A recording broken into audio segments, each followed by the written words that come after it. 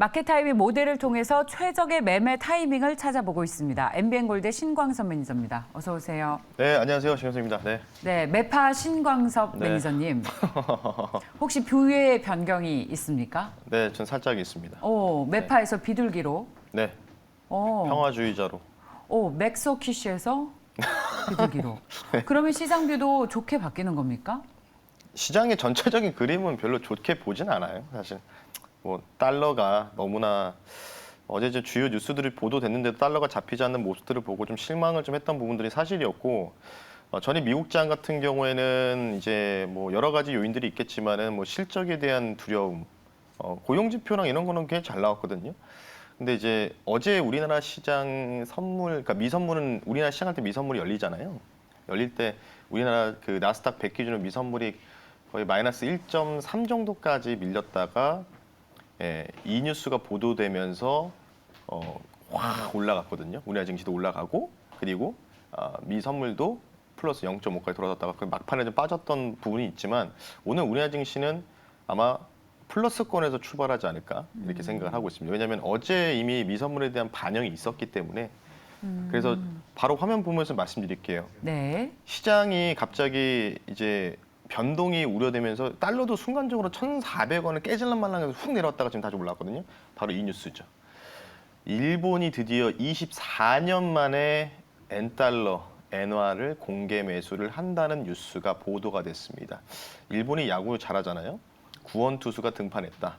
24년 만에 외환 시장을 개입을 하는 겁니다. 플라자 합의 이후에 24년 만에 개입을 하는 겁니다. 지금 이제 달러 인덱스에 대한 국가별 이 거래 비중을 보시면 다음 한번 보겠습니다. 달러 인덱스 상대 통화 비중인데 이제 그림으로 제가 가지고 나왔는데요.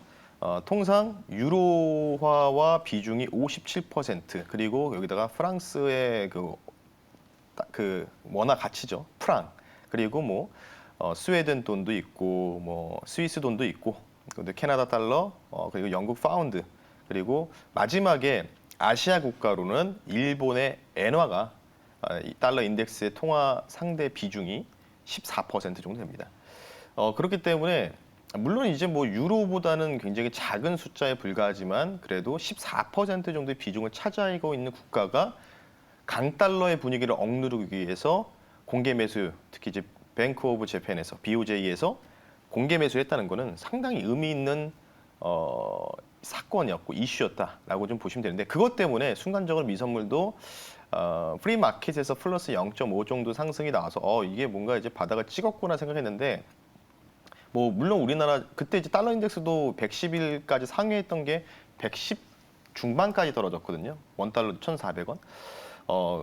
이제 이게 이제 첫 날에 이제 공개 매수를 시작한다는 뉴스가 보도돼서 이게 뉴스 때문에 보도됐지만 이제 앞으로 얼만큼 뱅크 오브 재팬 일본의 그 중앙은행에서 공격적으로 계속해서 공개 매수를 할지 그 양도 어느 정도 될지를 우리가 계속해서 추적해야 됩니다. 그러면 전반적으로 지금 강달러, 그러니까 우리나라 시장뿐만 아니라 전반적인 뭐 달러 인덱스가 워낙 지금 111포인트를 유지하고 있다 보니까 다 달러 강세예요. 강달러 강세인데 이거를 아마 꺾이기에는 완벽하게 추세를 피크아웃 찍고 꺾이기에는 힘들 겁니다. 왜냐하면 긴축을 굉장히 세게 하기 때문에 지금 미국 입장에서는 왜냐하면 파월 연준장의 의도가 딱 어떤 의도였냐면 FOMC 기자회견에서 부동산 가격을 17년도, 18년도 이전 가격 근처까지 되돌려 놓겠다는 뜻을 좀 면밀하게 많이 밝혔거든요. 부동산 가격 잡겠다 의지. 그런 부분 때문에 어쨌든 긴 추세는 뭐 최근에 뭐 아까도 매희경의 TV 유튜브 보시니까 뭐 킹달러다라고 얘기를 많이 하시던데 인정합니다. 킹달러 인정하고. 근데 이 킹달러 인정하지만 달러가 쫙 이렇게 뭐 계속 각도가 20도로 높게 올라가지는 못할 거예요. 중간에 각국의 중앙은행들이 달러를 억누르기 위해서 그래도 조금 뭔가를 변화를 취할 겁니다. 그게 바로 이제 일본에서 먼저 시작이 됐다.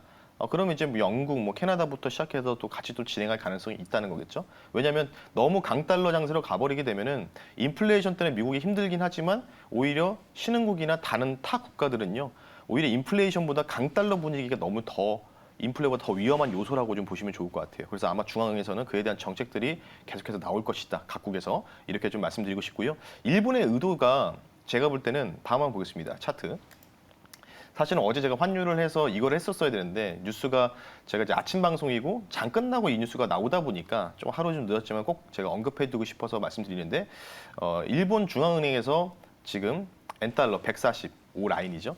요 라인을 어떻게든 방어를 하려고 시작하는 것 같아요. 그러니까 지금 뭐 엔달러가 150까지 치고 갈 수 있다는 얘기 나오고 있잖아요. 그러다 보니까 150이 넘어가기 시작하면 진짜 쭉쭉쭉 뻗어서 올라갈 수 있기 때문에 그 언더 밑으로 145 라인을 그어주고 제가 이제 그어진 라인이 여기거든요. 근데 보시면 이게 일봉 차트예요. 네, 일봉 차트인데 엔달러 일본 차트인데 진짜 뭐 우리나라 증시도 우리나라 달러도 비슷하게 가파르게 올라왔지만 일본이 진짜 엄청 가파르게 올라갔거든요.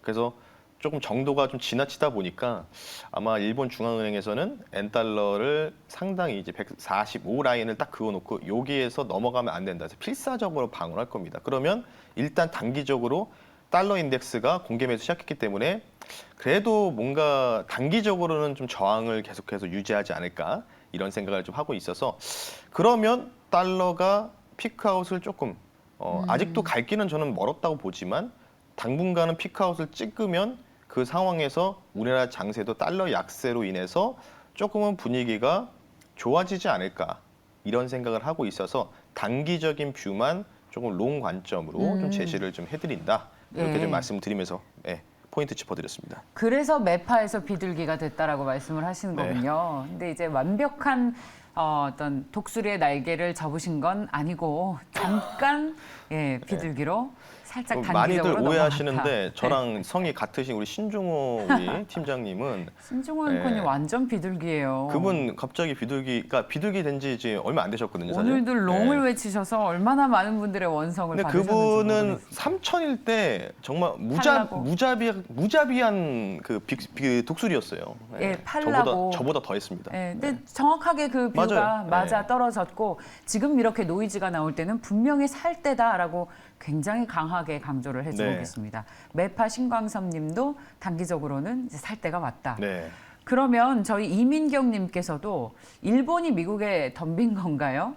그러면 달러의 강세가 좀 누그러지면서 달러에 대한 원화의 환율도 지금 1,400원 뚫어서 1,500원까지 눈앞에 두고 있는데 이런 움직임이 좀 누그러질 수 있다. 그러면 우리나라 투자 환경도 좀 우호적으로 바뀔 수 있기 때문에 단기적으로는 롱 관점으로 그게 이제 가겠다. 중요한 게 조종이라고 하면은 가격 조종을 생각하시는 분도 있어요. 근데 그 조종이 두 가지잖아요. 예. 기간 조종과 가격 조종인데 가격 조종에 대한 부분보다는 기간 조종 형태를 좀 보셔야 될 것 같아요. 네. 그렇게 좀 말씀드리겠습니다. 네. 자, 근데 가장 궁금한 건 요즘 금리가 많이 오르니까 가장 부담을 느끼는 성장주, 반도체, 기술주들이 많이 빠져서요. 네. 우리도 삼성전자를 비롯한 반도체 회사들이 올라야 또 시장 분위기가 확 좋아지지 않겠습니까? 네. 마침 오늘 마켓타이밍 모델의 결과가 나스닥 100에 대한 결과네요. 그렇죠. 네. 요즘 저희 마켓타이밍 모델 결과가 시장 분위기와 완전히 일치를 해서 상당히 적중률이 높습니다.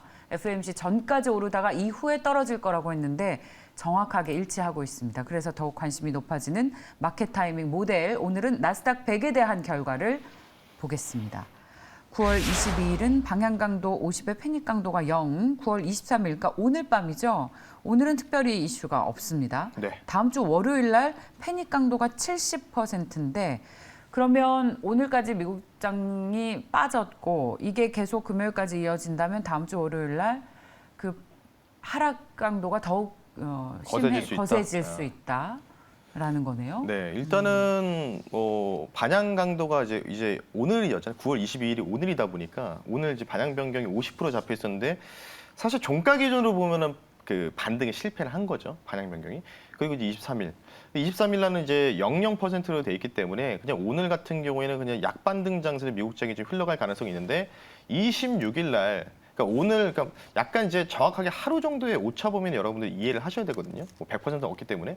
그럼 뭐 이런 부분들이 오늘까지 뭔가 그래도 좀 U자형으로 돌리는 패턴이 미국장에서 좀 나오게 된다면 9월 26일에 패닉 강도인데 패닉 강도라는 게 사실은 공황이라는 뜻이지 않습니까? 공황, 뭐 갑작스런 격한 움직임 이런 부분을 내포하는 단어인데 그래서 이제 대부분 패닉이라고 하면은 안 좋게 생각하셔서 아마 다음 주면은 이 모델의 그림을 그 명칭을 좀 바꿀 거예요. 혹시나 오해를 많이 하셔서 확실하게 지금 뭐 매수, 매도 강도 이런 식으로 제가 지금 지금 좋네요. 얘기를 하고 있기 때문에 예.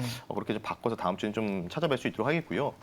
26일 날 패닉 강도 70% 잡혔다는 거는 이날 물론 반영 변경을 못해서 그러니까 이제 오늘까지도 미국장이 빠지면 26일 날 미국장이 바닥을 좀 만들 수 있는 가능성이 있다는 거죠. 근데 오늘 만약에 하루 정도 오차범위 있다 보니까 오늘 만약에 반등을 좀 시도하는 모습이 나온다면은 26일 그리고 27일까지 통상 이제 다음 주 중반까지는 좀 강한 데드캣 바운스가 좀 나오지 않을까. 예, 기술적인 리바운딩이 좀 나오지 않을까 싶기 때문에 단기적으로 조금 롱 관점을 좀 제시해 드린다라고 말씀드리고 싶고요.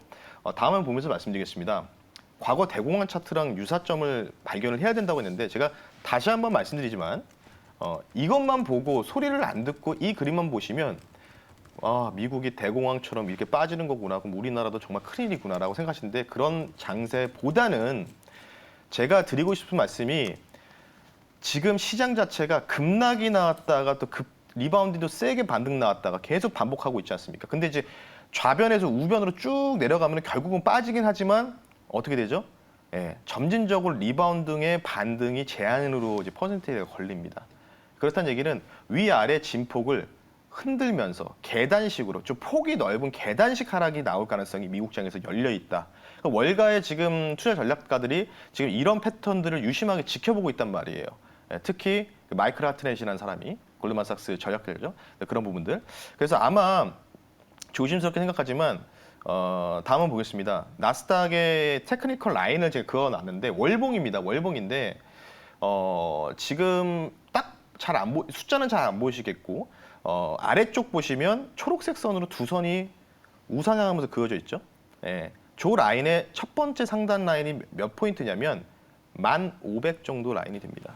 그러니까 지금 나스닥이 11,500 정도 되지 않습니까? 그러니까 여기서 나스닥이 10% 정도 언더퍼폼을 다운그레이드가 될 수 있다는 가정을 좀 둬야 된다. 그래서 10,000 정도까지는 조정을 염두에 둬야 된다고 다시 한번 언급해 드릴 테니까 그 상황에서 이제 계단식으로 빠진다는 거죠. 지금 월봉 보시면 계단식으로 빠지고 있잖아요. 쭉 빠지는 게 아니라 그런 부분들을 보시면 좋을 것 같기 때문에 결론으로 빠르게 도달하겠습니다. 네.